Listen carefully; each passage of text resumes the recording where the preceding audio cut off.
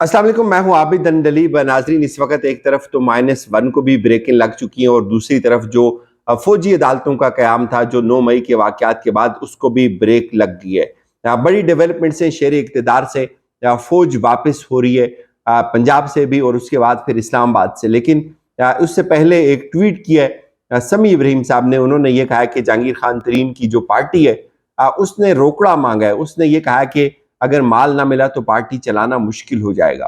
ये जो एक किंग मेकर्स का तस्वर था, ये जो एक एटीएम मशीनों का तस्वर था, लगता है वो सब कुछ तस्वर अब खाक में मिल गए।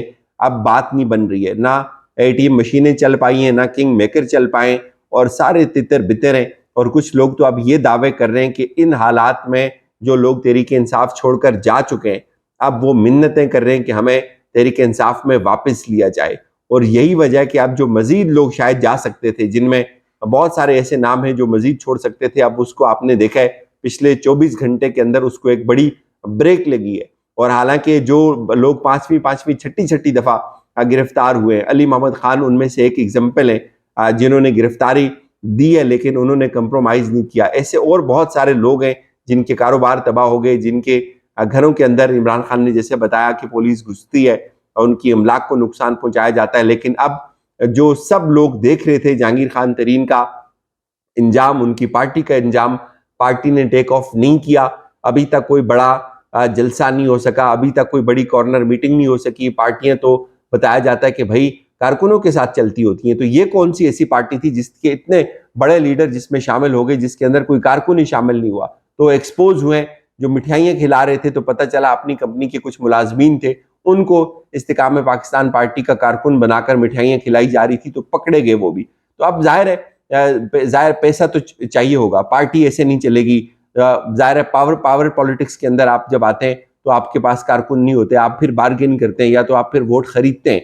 लेकिन इमरान खान ने कोई ऐसी मोहर लगा दी हुई है लोगों के ऊपर कि अब वो शायद वोट बिकेगा भी तो वो इस कदर नहीं बिकेगा कि वो कोई फैसला कुन वोट हो। तो सूरत हाल बड़ी गंभीर है। ये ट्वीट मुझे ठीक लगता है, ये बात हकीकत में हुई होगी। और दूसरी तरफ आप ये देखें कि इस हुकूमत ने, इस इलेक्शन कमीशन ने सुप्रीम कोर्ट के अंदर झूठ बोला कि हमारे पास सिक्योरिटी का इशू है, हम सिक्योरिटी नहीं दे सकते, हमारे पास सिक्योरिटी के लिए लोग नहीं है और 3 लाख सिक्योरिटी चाहिए होती है। जबकि फिर इसी हुकूमत ने पंजाब के अंदर भी फौज को तलब किया और इस्लामाबाद के अंदर भी फौज को तलब किया। और अब जब ये देखा कि इमरान खान को कॉर्नर कर दिया, अब ये कहते हैं जी कि हमें फौज की जरूरत नहीं है और फौज को जो है वो अब वापस भेजा जाए। तो अब जो है पहले पंजाब से फौज को वापस बुलाया, इलेक्शन के लिए सिक्योरिटी नहीं दी, लेकिन वैसे ही सिक्योरिटी थी अब उसको भी वापस बुला लिया। और एग्जैक्टली यही हुआ इस्लामाबाद के अंदर भी। अब ये खबर आई है कि चीफ इलेक्शन कमिश्नर ऑफिस ने इस्लामाबाद में फौज की तैनाती खत्म करने के लिए वजारत दाखिला को मरासला इरसाल कर दिया, जिसमें मौक़िफ़ इख्तियार किया गया कि अवामी मफाद में 10 मई का नोटिफिकेशन वापस लिया जाए। मुरासले के मुताबिक इस्लामाबाद में अमन व अमान बरकरार रखने के लिए फौज लगाई गई थी, ताहम इंतजामिया ने इस्लामाबाद में अमन व अमान और की जो सूरत हाल है उसको इत्मीनान बख्श करार दे दिया। अब एक तरफ जब इलेक्शन की बात थी तो तब इन्होंने बड़ी भाग दौड़ दिखाई और कहा जी कि नहीं हम नहीं दे सकते, और दूसरी तरफ अब जो है वो यहाँ से भी और फिर पंजाब के अंदर से भी उसको फौज को वापस बुला लिया। और कराची के अंदर नाजरीन पीपल्स पार्टी ने एक बहुत बड़ी वारदात डाली है। कराची के अंदर इन्होंने क्या किया है, कराची के अंदर ये हुआ कि आपको पता है जो मेयर का इलेक्शन है जिसमें जमात इस्लामी के जो उम्मीदवार हैं हाफिज नईम, उनके साथ इत्तेहाद किया है इमरान खान ने। और इमरान खान के जो लोग हैं उनको अगर वोट दे देते हैं तो वो बहुत आसानी से मेयर बन जाएंगे कराची के। और जबकि पीपल्स पार्टी को इस वक्त भी 18 चेयरमैन की वोट दरकार हैं जो उनके पास है ही नहीं है। तो अब सूरत हाल बड़ी गंभीर हो गई है कि तहरीक इंसाफ के जो चेयरमैन थे उनमें से 18 चेयरमैन, 18 यूसीज के चेयरमैन गायब हैं, उनका कोई अता पता ही नहीं। और उनकी कुछ ऑडियोज निकाली जा रही हैं और वो ये कह रही जी कि हम तहरीक इंसाफ के उम्मीदवार को यानी कि हाफिज नईम को हम वोट क्यों देंगे। अब सूरत हाल बड़ी गंभीर है। जाहिर है जब अगर ये तहरीक इंसाफ के जो लोग हैं इनको सिंध हुकूमत ने उठाया होगा, इनको छुपाया होगा, इनको ऑफर्स दी होंगी, वही कुछ जो पैटर्न यहीं पे है, यहाँ पे चल रहा है, वही पैटर्न कराची में चल रहा होगा। लेकिन जाहिर है अगर लोग वो डर से वोट दे भी देंगे पीपल्स पार्टी को, लेकिन क्या मुझे बताएं क्या उनके ऊपर डिफेक्शन क्लाज नहीं लगेगी? पंजाब के अंदर डिफेक्शन क्लास अगर लग सकती है, मरकज के अंदर अगर डिफेक्शन क्लास लग सकती है, तो वही लॉ है, सुप्रीम कोर्ट ने उसको लिखा हुआ है, उस फैसले में मौजूद है। तो लिहाजा अब इनको वहां ब्रेकें लगेंगी और बहुत जलील होंगे। ये जो कराची का जो मैंडेट है उसको जो चोरी करने की कोशिश है, ये इनके गले पड़ने वाली है। अब जरा बात कर लेते हैं फौजी अदालतों की, जिसके ऊपर हुकूमत ने बड़ा शोर मचाया कि ये इमरान खान का ट्रायल भी इसके अंदर होगा। तो अब जी सुप्रीम कोर्ट के अंदर एक दरखास्त दायर हुई है और इसमें यह मौक़िफ़ इख्तियार किया गया कि 9 मई के वाक़यात में मुलव्वस मुल्ज़मान का फौजी अदालतों में ट्रायल चलाने के अमल को गैर आइनी करार दिए जाने से मुतल्लिक जो है ये सुप्रीम कोर्ट फैसला करे।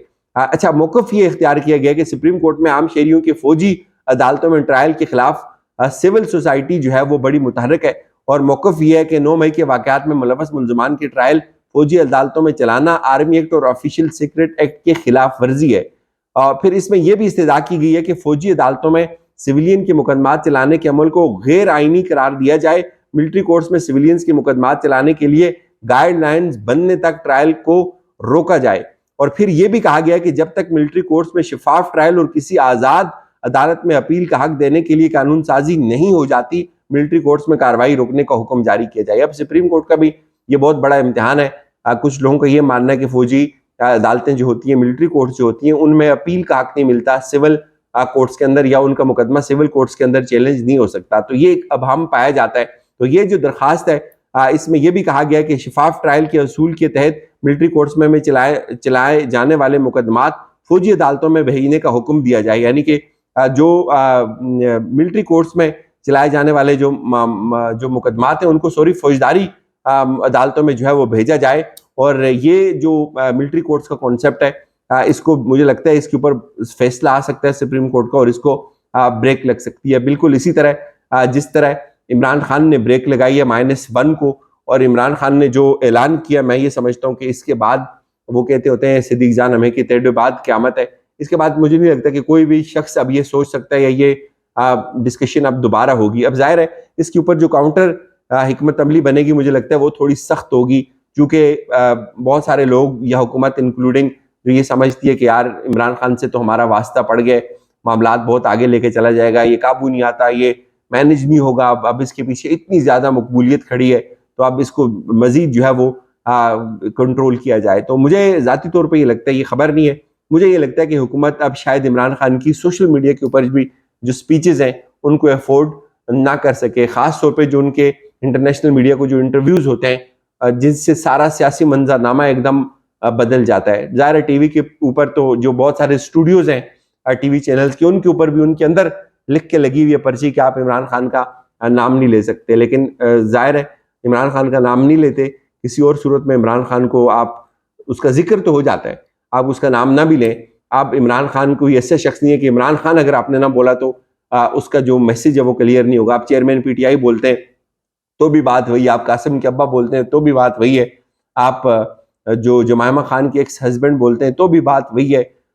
तो अब चीज़ें इस तरह से शायद कंट्रोल नहीं हुई। अभी तक जो तजर्बे हुए थे आप खुद उठा के देख लें, पिछले 1 साल से आज तक जो तजर्बे हुए थे इमरान खान को काउंटर करने के लिए, उसकी पार्टी को जीरो करने के लिए, कोई एक बता दें, कोई एक कमेंट्स के अंदर बता दें कि कोई एक तजर्बा जो है वो कामयाब हुआ हो अभी तक। इजाज़त दीजिए, अपना ख्याल रखिएगा। खुदा हाफिज़।